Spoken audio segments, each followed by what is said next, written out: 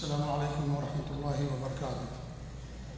الحمدللہ رب العالمین، واشهد ان لا الہ الا اللہ وحدہ لا شریک لہ، واشهد ان محمدا عبدہ ورسولہ، صلوات اللہ وسلامہ علیہ وعلی آلہ وعلی اصحابہ ومن اہتدی بہدیہ واستنى بسنتہ الی یوم الدین، اما بعد۔ معزز سامعین و ناظرین و مشاہدین، جیسا کہ آپ لوگوں کو معلوم ہے کہ ہمارے درس ہر منگل کو ہوا کرتا تھا پہلے، اور گزشتہ ہفتے بھی منگل ہی کو درس ہوا تھا، لیکن آنے والے ہفتے سے ہمارا درس انشاءاللہ منگل کے بجائے پیر کو ہوا کرے گا۔ سوموار کے دن، منڈے کو، پیر کے دن عشاء کے بعد ٹائمنگ وہی ہے، لیکن صرف دن کی تبدیلی ہو گئی ہے، کیونکہ یہاں کے امام صاحب ہیں، بعض ان کا بھی درس رہتا ہے، تو ان کی خواہش تھی کہ میں ایک دن پہلے کر لوں، تو انشاءاللہ آنے والے ہفتے سے درس ہمارا پیر کے دن عشاء کے بعد ہوا کرے گا۔ جزاکم اللہ خیر۔ گزشتہ درس میں پہلی ہجرت جو حبشہ کی طرف ہوئی تھی، اس کا ذکر میں نے آپ کے سامنے کیا تھا کہ نبوت کے 5ویں سال آپ صلی اللہ علیہ وسلم نے صحابہ کرام کو حبشہ کی طرف ہجرت کرنے کا حکم دیا تھا۔ جب ان پر ظلم و ستم کی انتہا ہو گئی تو آپ نے ان کی جان اور دین کی حفاظت کی خاطر حبشہ کی طرف ہجرت کرنے کا حکم دیا تھا۔ 12 مرد تھے، 4 عورتیں تھیں، اور اس کے سردار تھے حضرت عثمان رضی اللہ تعالیٰ عنہ۔ وہاں پر بڑے امن و امان کے ساتھ وہ رہتے تھے، لیکن انہیں یہ خبر پہنچی کہ مکہ کے سارے لوگ مسلمان ہو گئے ہیں، تو وہاں سے واپس آنے لگے۔ جب مکہ کے قریب پہنچے تو معلوم پڑا کہ افواہ تھی اور اس کی حقیقت سے کوئی تعلق نہیں تھا اس خبر کا۔ کچھ لوگ پھر واپس چلے گئے، کچھ لوگ مکے کے اندر آئے۔ اس کے بعد مکے والوں نے اور زیادہ ظلم و ستم کرنا شروع کر دیا۔ پھر آپ صلی اللہ علیہ وسلم نے دوبارہ صحابہ کرام کو حبشہ کی طرف ہجرت کرنے کا حکم دیا۔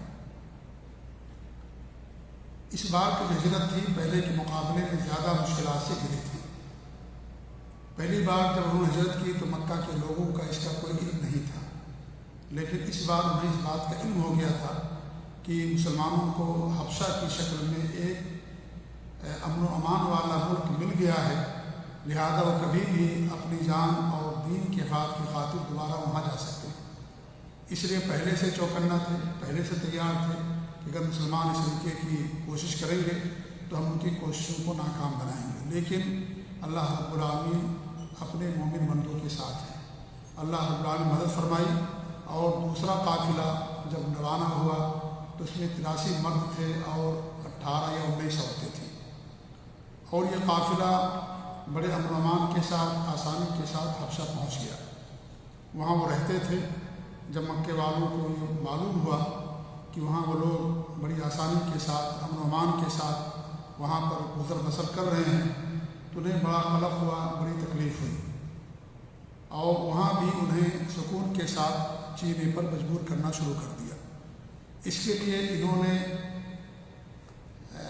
مکے کے لوگوں نے بہت سارے تحفے اور تحائف اکٹھا کیے، اور عمر بن عاص اور عبداللہ بن ربیعہ، یہ دونوں اس وقت مسلمان نہیں ہوئے تھے، بعد میں مسلمان ہو گئے۔ ان دونوں کو انہوں نے تحفے تحائف دے کر کے نجاشی، جو اس ملک کے حکمراں تھے، ان کو نجاشی کہا جاتا تھا، حالانکہ ان کا نام تھا اصحمہ، اور یہ مسلمان ہو گئے تھے، اپنے ایمان کو چھپا کر کے رکھا تھا۔ جب ان کی وفات ہوئی تو ہمارے نبی صلی اللہ علیہ وسلم نے فرمایا کہ آج کے دن ایک نیک آدمی کی وفات ہوئی ہے، اور آپ نے ان پر جنازے کی نماز پڑھی مدینے کے اندر۔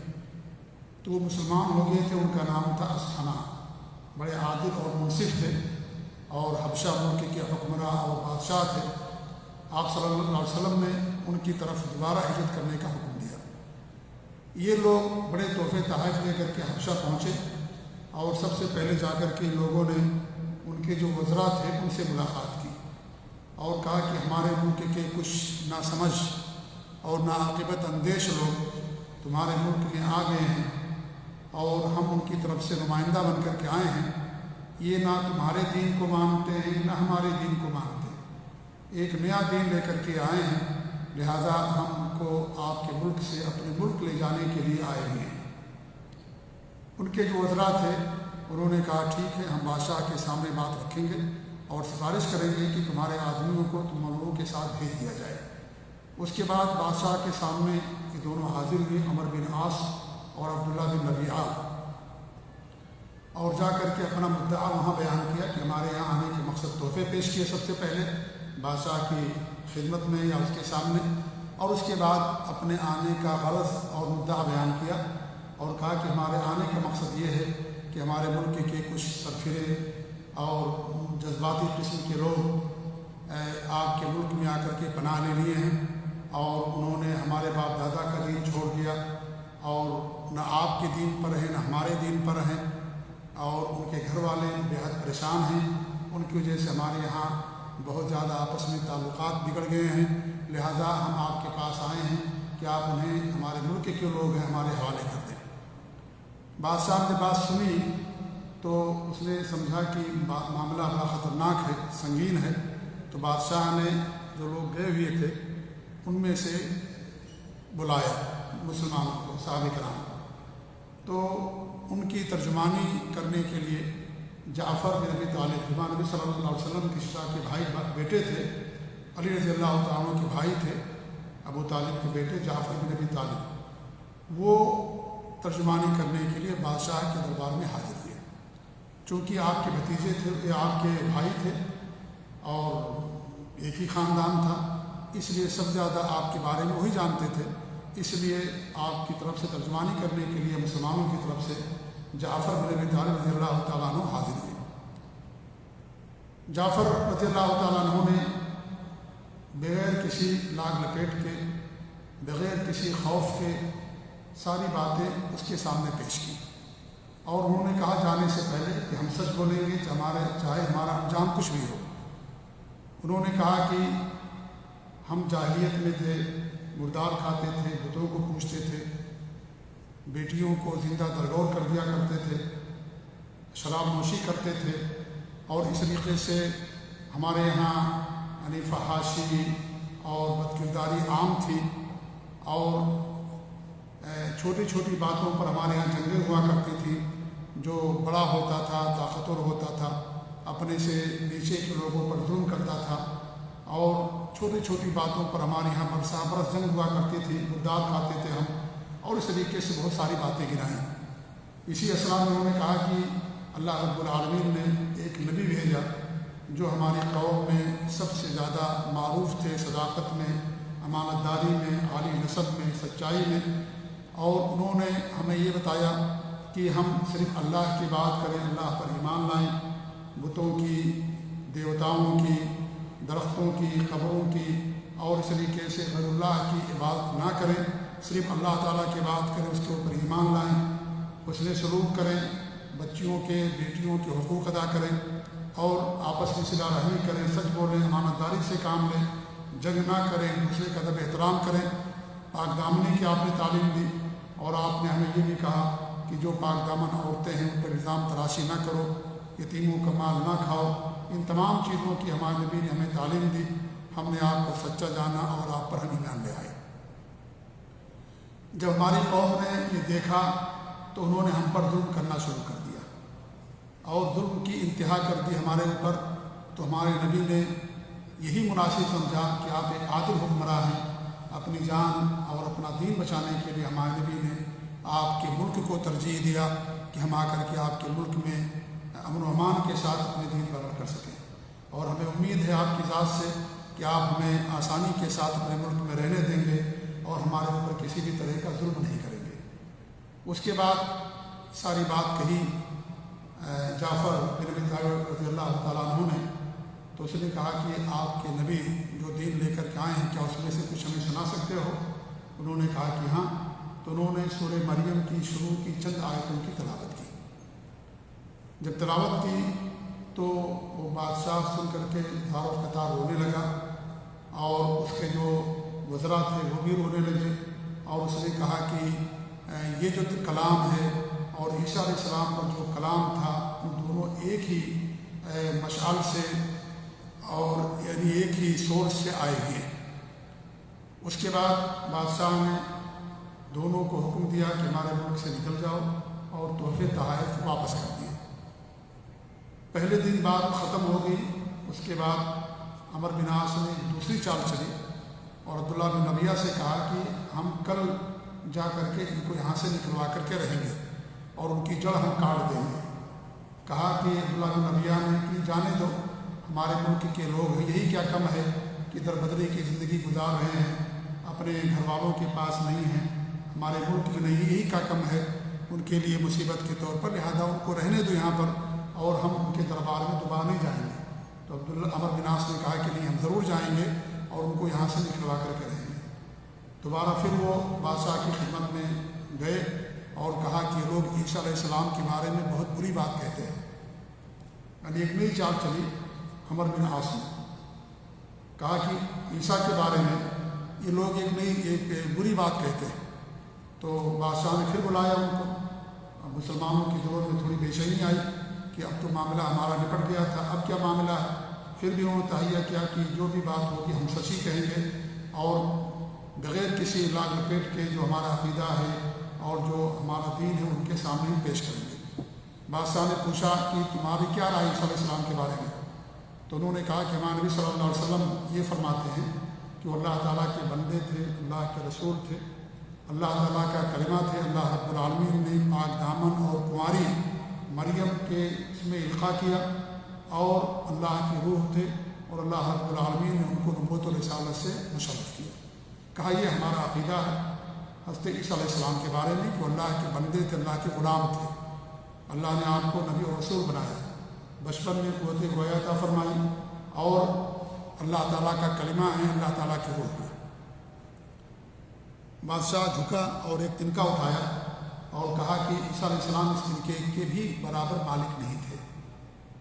اور بعض لوگوں نے اس کا معنی یہ بیان کیا ہے کہ انہوں نے یہ کہا کہ تم نے جو بات پیش کی ہے اور ہمارے دین کے اندر ہے تو اتنا تنکے کے برابر بھی دونوں میں کوئی فرق نہیں ہے، کیونکہ جو اصل نصرانیت ہے اس کی یہی بات ہے کہ حضرت عیسیٰ علیہ السلام اللہ کے بندے و رسول ہیں، اور باقاعدہ نصرانیت کے اندر ایک فرقہ ایسا ہے جو اس بات کو تسلیم کرتا ہے کہ حضرت عیسیٰ علیہ السلام رب نہیں ہے، یا جو تین خداؤں کا تصور انہوں نے پیش کیا وہ اس بات کو نہیں مانتے ہیں، اگرچہ ان کی تعداد بہت ہی کم ہے اس وقت اور شاید ہی نہ ہو یا بہت کم ہو، لیکن ایسے لوگ موجود تھے جس بات کو مانتے تھے کہ عیسیٰ علیہ السلام اللہ کے نبی ہیں، رسول ہیں، اللہ کے بندے اور غلام ہیں اور انہیں کسی بھی چیز کا اختیار حاصل نہیں ہے۔ یہ کیا نام ہے، یہ عقیدہ باقاعدہ وہ لوگ مانتے تھے۔ جب یہ چال بھی ناکام ہو گئی، بادشاہ نے ان دونوں کو نکل جانے کا حکم دیا اور مسلمانوں سے کہا کہ تم ہمارے ملک میں جہاں بھی رہو آج جو ہے امن و امان کے ساتھ رہو اور تمہارے اوپر کسی بھی طرح کا کوئی ظلم نہیں ہوگا، اور مجھے یہ بھی گوارا نہیں ہے کہ میں تم لوگوں کو ستاؤں اور اس کے بدلے مجھے سونے کا پہاڑ مل جائے، مجھے یہ بھی گوارا نہیں کہ میں تم لوگوں پر ظلم کروں اور مجھے سونے کا پہاڑ کسی کی طرف سے مل جائے، مجھے اتنی بات بھی گوارا نہیں ہے۔ یہ پوری سلطنت تمہارے لیے ہے، تم جہاں بھی رہنا چاہو آرام کے ساتھ رہو، امن و امان کے ساتھ رہو، اور اس طریقے سے ان دونوں کو واپس کر دیا۔ سلمہ رضی اللہ تعالیٰ عنہا جو اس ہجرت کے اندر دوسری بار میں شریک تھی، وہ فرماتی ہیں کہ دونوں بے آبرو ہو کر کے تحفے واپس لے کر کے چلے گئے اور ہم نجاشی کے ملک میں امن و امان کے ساتھ رہنے لگے، اور کب تک رہے؟ جب تک کہ آپ صلی اللہ علیہ وسلم مکہ چھوڑ کر کے مدینہ آپ تشریف لے کر کے نہیں گئے، حتیٰ کہ بعض لوگ خیبر کے موقع پر واپس ہوئے۔ خیبر سن 7 نبوت یعنی ہجرت کے 7 سال کے بعد بہت سارے لوگ وہاں سے واپس ہوئے، یعنی ایک لمبی مدت سمجھ لیجیے کہ ان لوگوں نے حبشہ کے اندر گزاری امن و امان کے ساتھ۔ اور جیسا کہ میں نے کہا کہ جو بادشاہ تھے جن کا نام تھا اسحمہ رحمۃ اللہ علیہ، اللہ ان پر رحمت ہو، اور وہ اسلام انہوں نے قبول کر لیا تھا، اور ہمارے نبی صلی اللہ علیہ وسلم نے ان پر جنازے کی نماز بھی غائبانہ پڑھی تھی۔ اسی واقعے کو لے کر کے صحیح بخاری کی حدیث ہے، اسی واقعے کو لے کر کے بہت سارے لوگ اس بات کے قائل ہیں کہ نماز جنازہ غائبانہ یہ ہمارے نبی کی سنت ہے، پڑھنا چاہیے۔ اسی واقعے کو لے کر کے جسے امام شافعی رحمۃ اللہ علیہ کا مسلک ہے، امام یعنی غائبانہ نماز جنازہ، لیکن اس کے بارے میں صحیح بات یہ ہے کہ جس آدمی کی نماز جنازہ غائبانہ نہ پڑھی گئی ہوگی، یہ جنازہ نہ پڑھا گیا ہو، اس آدمی کی نماز جنازہ غائبانہ پڑھی جا سکتی ہے، کیونکہ اصحمہ رحمۃ اللہ علیہ اس علاقے میں تھے جہاں کوئی مسلمان نہیں تھا ان کے علاوہ، بادشاہ تھے اور انہوں نے اسلام قبول کیا، اپنے ایمان کو چھپا کر کے رکھا، اللہ نے اور اس کے رسول نے ان کے ایمان کو قبول کیا، تو اس لیے یہ ہے کہ ان کے ہاں کوئی مسلمان نہیں تھا ان کی جنازے کی نماز پڑھنے والا۔ اس لیے آج بھی اگر ایسا واقعہ ہو کہ جس کی ایسی جگہ وفات ہو جائے جہاں نماز جنازہ نہ پڑھی گئی ہو، جہاز کریش ہو جاتا ہے، کوئی حادثہ ہو جاتا ہے کسی غیر اسلامی ملک میں، یورپ میں یا اس طریقے سے اور دور دراز ملکوں میں، اور وہاں کوئی جنازہ پڑھنے والا نہ ہو، تو ایسے آدمی کی نماز جنازہ غائبانہ انسان پڑھ سکتا ہے، کیونکہ یہی ایک واقعہ ہے، باقی اور کوئی واقعہ نہیں ہے۔ ہمارے نبی صلی اللہ علیہ وسلم کی وفات ہوئی، آپ کی جنازے کی نماز مدینے کے اندر پڑھی گئی، مکے میں، طائف میں اور دیگر شہروں میں کہیں نہیں پڑھی گئی۔ حضرت ابوبکر صدیق کی وفات ہوئی، ان کی بھی نماز جنازہ غائبانہ کہیں نہیں پڑھی گئی تھی سوائے مدینہ کے۔ عمر رضی اللہ عنہ شہید ہوئے، ان کی بھی نماز جنازہ غائبانہ کہیں اور نہیں پڑھی گئی تھی۔ تو اس میں راجح قول یہ ہے، جیسا کہ شیخ الاسلام امام ابن تیمیہ رحمۃ اللہ علیہ اور اس دور کے امام اور مجدد امام البانی رحمۃ اللہ علیہ نے جو راجح قرار دیا وہی ہے کہ وہ شخص جس کی نماز جنازہ نہ پڑھی گئی ہوگی اس کی نماز جنازہ غائبانہ پڑھ سکتے ہیں، یہ سنت ہے، پڑھی جائے گی، لیکن جس آدمی کی پڑھی گئی نماز جنازہ اس کے علاقے میں، تو اس آدمی کی نماز جنازہ غائبانہ پڑھنا صحیح نہیں۔ بہرحال یہ دوسری عید حبشہ تھی جو آپ کے سامنے اختصار کے ساتھ میں نے پیش کیا۔ اس واقعے کے اندر ہمارے لیے بہت سارے درس موجود ہیں۔ ایک بڑا درس تو یہ ہے کہ انسان اپنے ایمان کی حفاظت کے لیے ہجرت کر سکتا ہے۔ انسان کسی ایسے ملک میں ہو جہاں پر دین پر عمل کرنا اس کے لیے مشکل ہو، اس کی جان کا خطرہ ہو، تو اپنے جان اور اپنے ایمان کو بچانے کے لیے ایسے ملک جہاں اسے آسانی کے ساتھ دین پر عمل پیرا ہونے میں کوئی پریشانی نہ ہو، تو وہاں انسان ہجرت کر سکتا ہے۔ اس واقعے سے ہمیں درس ملتا ہے، اور یہ ہجرت قیامت تک باقی رہے گی، یہ ہجرت قیامت تک باقی رہے گی، کبھی ختم نہیں ہوگی۔ دوسرا یہ سمجھ آتا ہے کہ اللہ رب العالمین کی مدد ہمیشہ جو اللہ کے نیک بندے ہیں ان کے ساتھ رہتی ہے، اور اللہ رب العالمین کے لیے کوئی نہ کوئی راستہ نکال دیتا ہے۔ وَمَن يَتَّقِ اللَّهَ يَجْعَل لَهُ مَخْرَجًا، جو اللہ تعالیٰ سے لڑتا ہے اللہ رب العالمین اس کے لیے راستہ نکال دیتا ہے۔ إِنَّ اللَّهَ يُدَافِعُ عَنِ الَّذِينَ آمَنُوا، اللہ تعالیٰ ایمان والوں کا دفاع کرتا ہے، اللہ ان کی مدد کرتا ہے، اور انجام کار اہل ایمان کے لیے ہے، اہل تقویٰ کے لیے۔ اس لیے کبھی بھی انسان کو دین پر عمل پیرا ہونے میں کسی بھی طرح کی کسی گھبراہٹ کا شکار نہیں ہونا چاہیے، اور انسان کو ہمیشہ حق پر قائم رہنا چاہیے، کیونکہ اللہ رب العالمین حق کے ساتھ ہے اور حق والوں کے ساتھ۔ تیسرا درس میں ملتا ہے یہ کہ جو افواہیں ہوتی ہیں اس کے بہت سارے نقصانات ہوتے ہیں۔ یہ افواہ ہی تھی کہ مکہ کے لوگ مسلمان ہو گئے، اور تاریخ آپ پڑھیں گے تو آپ کو معلوم ہوگا کہ افواہوں نے امت کو بہت نقصان پہنچایا ہے۔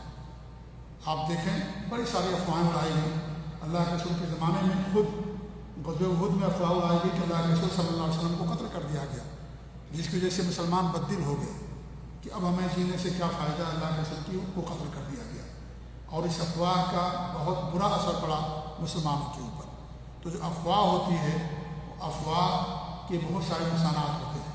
حضرت عثمان غنی رضی اللہ تعالیٰ عنہ کی خلافت اسی افواہ کے نتیجے میں ختم ہوئی، اور ان کو قتل کیا گیا، شہید کیا گیا۔ ان کے تعلق جھوٹی خبریں لوگوں نے گڑھ کر کے پیش کی، جو خارجی تھے، اوباش قسم کے تھے، اور اس طریقے سے جو یعنی جو ایک نیا عقیدہ لے کر کے آئے، اور اس طریقے سے یعنی خروج کا اور بغاوت کا حکمرانوں کے خلاف، وہ بھی اسی افواہ کے نتیجے میں حضرت عثمان غنی رضی اللہ تعالیٰ کو شہید کیا گیا۔ اللہ کے رسول کے زمانے میں بھی آپ دیکھیں کہ حضرت عائشہ رضی اللہ تعالیٰ پر بھی الزام لگایا گیا، ایک افواہ تھی، جھوٹی خبر تھی۔ تو اس طریقے سے تاریخ آپ پڑھیں گے تو افواہوں نے بڑی بڑی حکومتوں کو ختم کر دیا، اور بڑے بڑے نقصانات سے امت کو دو چار ہونا پڑا۔ تو افواہ میرے بھائی کبھی بھی انسان کو افواہ پر دھیان نہیں دینا چاہیے۔ اللہ رب العالمین نے حکم دیا ہے کہ جب تمہیں کوئی خبر پہنچے اس کی تحقیق کر لیا کرو۔ آج کتنی افواہیں ہمارے اندر رائج ہیں، یعنی مسلمانوں کے تعلق سے، علماء کے تعلق سے، اور اس طریقے سے حکمرانوں کے تعلق سے۔ خاص طور سے میں بلاک پیٹ کے ساتھ بات نہیں کہتا ہوں، مملکت سعودی عرب کے تعلق سے ہمارے معاشرے میں ان کے بادشاہوں کے تعلق سے، یہاں کے شہزادوں کے تعلق سے بڑی بڑی افواہیں ہمارے معاشرے کے اندر گردش کرتی ہیں۔ سب جھوٹی خبریں ہوتی ہیں، جھوٹی باتیں ہوتی ہیں، اور ایک پورا میڈیا ہے صہیونی اور رافضیوں کا، کفار مشرکین کا، جو ان کے پیچھے پڑا ہوا ہے اور جھوٹی جھوٹی خبریں بنا کر کے نشر کرتا ہے۔ جھوٹی جھوٹی خبریں بنا کر کے کتنے ایسے واقعات ہیں، کتنے ایسے، یعنی خود آپ دیکھتے ہوں گے یوٹیوب پر اور اس طریقے سے سوشل میڈیا پر اس کی تردید بھی آتی ہے، اور لوگوں کی طرف سے کتنی جھوٹی جھوٹی خبریں باقاعدہ نشر کی جاتی ہیں۔ تو افواہ یہ بہت ہی یہ جھوٹی بات ہوتی ہے۔ افواہ کہتے ہیں جھوٹ کو۔ ہمارا دین سچا ہے، لہذا سچ بولیں، سچے لوگوں کے ساتھ رہیں، سچائی پر یقین کریں، اور اللہ تعالیٰ سچے لوگوں کے ساتھ ہوتا ہے، ان کی بات کرتا ہے۔ جھوٹ اور افواہوں پر آپ دھیان نہ دیں۔ اگر ہمارے تعلق سے کوئی افواہ پھیلاتا ہے تو ہمیں کتنی تکلیف ہوتی ہے، کتنا انسان کو برا لگتا ہے۔ اور میں سمجھتا ہوں کہ افواہ ان لوگوں کے تعلق سے پھیلائی جاتی ہے جن کا معاشرے کے اندر کچھ مقام ہوتا ہے، جو خود گرا ہوا ہو، کوئی حیثیت نہ، اس کے تعلق سے کوئی افواہ نہیں پھیلائی جاتی۔ اور جو بھی افواہیں پھیلائی جاتی ہیں یہاں کے حکمرانوں کے تعلق سے، یہ ان کے مقام ہی کے اندر اضافہ کرتا ہے، ان کے مقام ہی کو بلند کرتا ہے، ان کے درجات کے اندر بلندی ہوتی ہے۔ لہذا میرے بھائیوں، افواہوں پر دھیان نہ دیں۔ 99% چیزیں ان کے تعلق سے ہمارے معاشرے کے اندر غلط چیزیں اور افواہیں ہوتی ہیں، اور حقیقت سے ان کا کوئی تعلق نہیں ہوتا ہے۔ تو افواہ بہت ہی نقصان دہ چیز ہوتی ہے، ہمیں اس سے بھی معلوم ہوتا ہے۔ ایسے اسباب اختیار کرنا اللہ پر توکل کے خلاف نہیں ہے۔ اسباب انہوں نے اختیار کیا دین کے حفاظت کے لیے، جان کے حفاظت کے لیے۔ مکہ چھوڑ کر کے وہ نجاشی کے دربار میں حبشہ گئے، تو یہ نہ ایمان کے منافی ہے، نہ اللہ پر توکل کے منافی ہے۔ اللہ ہی نے ہمیں اسباب اختیار کرنے کا حکم دیا ہے۔ اسباب کو نہ اپنانا یہ شریعت کے انکار ہے، اور اللہ تعالیٰ کی مصلحتوں کا انکار ہے۔ دنیا میں اللہ رب العالمین نے اسباب پر دنیا کو قائم کیا ہے۔ اسباب ہوتے ہیں تب مسبب ہوتا ہے۔ آپ اسباب اختیار کریں گے تب اس کا نتیجہ نکلے گا۔ آپ شادی کریں گے تبھی اولاد ہوگی، ایسا نہیں کہ بغیر شادی کی اولاد ہو جائے گی، نہیں، اس کے بعد ہی اولاد ہوتی ہے۔ آپ تیاری کریں گے امتحان کی تبھی امتحان میں پاس ہوں گے، یہ نہیں کہ آپ بیٹھے رہیں اور تیاری نہ کریں، پیپر آ جائے اور کہ ہم تو فیل ہو گئے۔ نہیں، آپ کو تیاری کرنی پڑے گی تب آپ کامیاب ہوں گے۔ تو دنیا میں اللہ رب العالمین نے آپ سبب پر رکھ دیا ہے، سبب اختیار کریں گے تو اللہ تعالیٰ آپ کی مدد کرے گا۔ ہمارے نبی نے فرمایا کہ پہلے باندھو اونٹ کو، اس کے بعد اللہ پر توکل کرو، اس کے بعد اللہ پر بھروسہ کرو۔ اللہ پر توکل کا مطلب یہ نہیں کہ انسان اسباب کو چھوڑ دے اور کہے کہ ندی میں کود گیا، سمندر میں کود گیا، پہاڑی سے کود گیا، اللہ بچانا ہوگا تو ہم کو بچا دے گا۔ یہ نہیں ہے، یہ اللہ کی مصلحتوں کے خلاف ہے، اللہ کے عدل کے خلاف ہے، شریعت کا انکار ہے، اور اس طریقے سے یہ حماقت اور بیوقوفی والی بات ہے۔ اس لیے اسباب اختیار کرنا یہ توکل کے خلاف نہیں ہوتا ہے۔ ہمارے نبی نے ہجرت کیا، کتنا آپ نے اسباب اختیار کیا؟ اللہ کے رسول سے بڑھ کر کون زیادہ اللہ کی ذات پر توکل کرنے والا ہو سکتا ہے؟ آپ نے کتنا اسباب اختیار کیا، رات میں نکلے، پہلے سے اونٹنی تیار کی گئی، 3 دن آپ غار کے اندر چھپے رہے، وہ راستہ آپ نے اختیار کیا جو راستہ مدینہ نہیں جاتا عام طور پر، ایک نیا راستہ آپ نے منتخب کیا، کیونکہ جب لوگ آپ کی تلاش میں نکلیں گے تو اسی راستے پر نکلیں گے جو راستہ عام ہے، جس پر سارے لوگ جاتے ہیں۔ ایک نیا راستہ آپ نے منتخب کیا تاکہ کسی کی نظر نہ پڑے، اور ایک غیر مسلم کی جو ماہر جو راستوں کا تھا اس سے آپ نے مدد لی، اس کی خدمات آپ نے لی۔ تو اس طریقے سے اللہ پر توکل کے منافی نہیں ہے اسباب اختیار کرنا۔ ویسے ہی اللہ کے رسول صلی اللہ علیہ وسلم کی شفقت کا اندازہ ہوتا ہے کہ آپ صحابہ کے تعلق سے، مسلمانوں کے تعلق سے کتنے شفقت والے تھے، کتنے مہربان اور رحم دل تھے کہ آپ ان کی جان کے حفاظت کے لیے مکہ چھوڑ کر کے حبشہ جانے کا حکم دیا۔ اور ہجرت میں بھی آپ دیکھیں، جب سارے مسلمان، تمام صحابہ کا مبیش جو عام لوگ تھے، سب کے سب جب چلے گئے مکہ چھوڑ کر کے مدینہ، اس کے بعد آپ مدینہ گئے، پہلے آپ مکہ مدینہ نہیں گئے، سب سے لاسٹ میں آپ گئے۔ صرف حضرت علی رضی اللہ تعالیٰ عنہ اور آپ کی بیٹیوں میں سے کچھ بیٹیاں باقی بچی تھیں، ورنہ تمام لوگ مکہ چھوڑ کر کے مدینہ چلے گئے تھے۔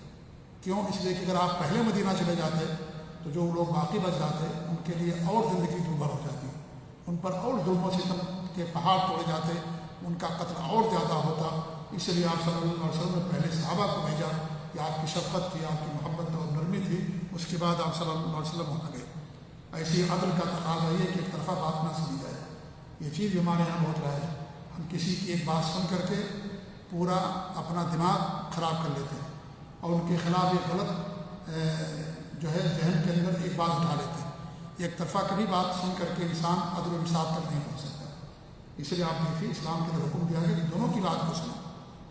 بادشاہ نے سن لیا ان کی بات، مسلمانوں کو طلب کیا، ان کی بات سن، تب جا کر کے اس کو حقیقت اس پر آشکارا ہوئی، تب جا کر کے حقیقت واضح ہوئی.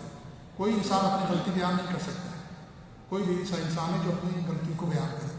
آپ کسی کی بات سن لیں کسی کے بارے میں اور کہیں کہ بھائی تو فلاں آدمی ایسا کہہ رہا تھا، فلاں آدمی ایسا کہہ رہا تھا، اور آپ اس کی بات نہیں سنیں تو انسان غلط فہمی کا اور بدظنی کا شکار ہو جاتا ہے. اس لیے کبھی بھی فیصلہ کرنا ہو کسی بھی شخص کے تعلق سے کسی ایک آدمی کی بات سن کر کے فیصلہ مت کرنا، ورنہ انسان خسارے میں رہے گا، ظلم کا شکار ہو جائے گا، ظلم ہو جائے گا اس کی طرف سے اگر اس کے بارے میں غلط فہمی کا شکار ہو جاتا ہے. تو یہ بھی ہمیں اس واقعے کا درس ملتا ہے کہ انسان کو صرف ایک کی بات نہیں سننی چاہیے، بلکہ فیصلہ جہاں کرنا ہو اور کسی کے بارے میں گمان کا مسئلہ ہو تو دونوں طرف سے باتیں انسان کو سننا چاہیے. ایسے ہی عقیدے میں کبھی بھی انسان کو لاگ لپیٹ نہیں کرنا چاہیے. توحید یہ میں نجات انسان کے لیے، عقیدے کے اندر انسان کے لیے نجات. بابا کے دوہر انہوں نے کہا حضرت عیسیٰ کے تعلق سے جو اسلام کا عقیدہ ایسا نہیں پیش کیا کہ سانپ بھی مر جائے لاٹھی بھی بچ جائے، ایسا نہیں کیا. انہوں نے واضح طور پر پیش کیا کہ ہمارا اسلام یہ کہتا ہے لکم دینکم ولی دین. ہمارے میں نے کیا فرمایا جب ہمارے کے سامنے پیش کیا گیا کہ ایک سال تو ہمارے بتوں کی پوجا کرو، ایک سال ہم تمہارے رب کی بات کریں گے. کہا کہ ایسا نہیں ہو سکتا، لکم دینکم ولی دین. خلاص توحید ہے، توحید میں سودا بازی موت ہے. یہی پہچان ہماری اس دین کی پہچان توحید ہے. توحید اور عقیدہ جب انسان کے پاس رہے گا تو ختم ہو جائے گا، اس کو جینے سے بھی کوئی فائدہ نہیں. یہی ہماری پہچان ہے دیگر مذاہب سے. ان کے یہاں شرک ہے، ہمارے یہاں شرک نہیں. یہی پہچان ہماری سب سے بڑی. ورنہ اچھے اخلاق ان کے پاس بھی ہیں، ان کے پاس بھی صلہ رحمی ہے، سچائی ان کے پاس بھی ہے. ہم سے زیادہ وہ لوگ رفاع عام کا کام کرتے ہیں، ہم زیادہ ان کے پاس جو ہے غریبوں کے لیے کام ہے، ہم زیادہ ان کے پاس اسپتال ہیں، زیادہ وہ اسے کام کرتے ہیں. لیکن کیا ہمارا ان کے درمیان فرق ہے؟ توحید کا فرق. یہی سب سے بنیادی چیز ہے. تو توحید میں کبھی بھی سودے بازی نہیں ہو سکتی. کبھی بھی توحید کو انسان یعنی اس کے تعلق سے سودے بازی نہیں کر سکتا. یہ بھی ہمیں اس سے درس ملتا ہے کہ انسان توحید پر قائم رہے، ایمان پر قائم رہے، اللہ تعالیٰ اس کی مدد کرتا ہے. نصرانیت کے اندر یہ بھی معلوم ہوا ہمیں کہ نصرانیت کے اندر جو اصل تھا یہی تھا کہ حضرت عیسیٰ علیہ السلام اللہ کے بندے ہیں اور نعوذ باللہ وہ ایک رب نہیں ہے جیسا کہ تین خدا کا تصور ان لوگوں نے بعد میں ایجاد کیا. حضرت عیسیٰ علیہ السلام کی وفات کے تقریباً یعنی حضرت عیسیٰ علیہ السلام کے معذرت کے ساتھ زندہ اٹھائے جانے کے بعد حضرت عیسیٰ علیہ السلام کی وفات نہیں ہوئی ابھی تو آپ آسمان پر زندہ اٹھائے گئے ہیں، دنیا میں دوبارہ آئیں گے اور پھر ان کی طبعی موت ہوگی. قیامت سے پہلے آئیں گے عیسیٰ علیہ السلام اور دجال کا قتل کریں گے اور ان کی طبعی موت ہوگی حضرت عیسیٰ علیہ السلام کی.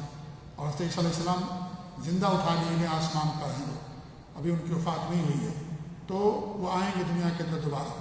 تو حضرت عیسیٰ علیہ السلام کے زندہ اٹھائے جانے کے کئی سو سالوں کے بعد لوگوں نے عقیدہ گڑھا حضرت عیسیٰ علیہ السلام کے بارے میں کہ وہ تین خدا میں سے ایک ہے. ورنہ اصل ان کے یہاں یہ بھی ہے کہ حضرت عیسیٰ علیہ السلام اللہ کے بندے تھے، اللہ کے رسول تھے اور اس طریقے سے وہ تین خداؤں میں سے تین رب میں سے ایک رب نہیں ہے. یہ تو کھلا ہوا کفر اور شرک ہے. یا عیسیٰ علیہ السلام اللہ کے بیٹے نہیں ہیں جیسا کہ ان لوگوں نے بعد میں عقیدہ گڑھا. نصرانیوں نے عقیدہ گڑھا کہ عیسیٰ علیہ السلام اللہ کے بیٹے ہیں. یہودیوں نے کہا کہ حضرت عزیر علیہ السلام اللہ کے بیٹے. یہ سب اللہ تعالیٰ کے ساتھ کفر ہے اور شرک ہے. اس طرح کا عقیدہ رکھنا نعوذ باللہ اللہ تعالیٰ ہر نقص سے پاک ہے. اللہ تعالیٰ کسی اولاد کا محتاج ہے، نہ بیوی کا محتاج ہے، نہ کسی کا محتاج ہے. لہذا اس طرح کا عقیدہ کرنا اللہ رب العالمین کے ساتھ کفر اور شرک کا عقیدہ ہے. تو یہ سارے دروس ہمیں اس واقعے سے ملتے ہیں. اللہ تعالیٰ سے ہماری دعا کہ اللہ رب العالمین ہمیں اپنے نبی صلی اللہ علیہ وسلم کی سیرت پاک کو پڑھنے کی توفیق نازل فرمائے. اللہ تعالیٰ ہمارے لوگ توحید کو پیوست رکھے، عقیدہ توحید پر قائم رکھے، شرک سے بدعات اور خرافات سے دور رکھے، سنت پر قائم رکھے. آمین. وصلی اللہ علیہ محمد وعلی آلہ وصحبہ اجمعین. جزاکم اللہ خیر. السلام علیکم و رحمۃ اللہ وبرکاتہ.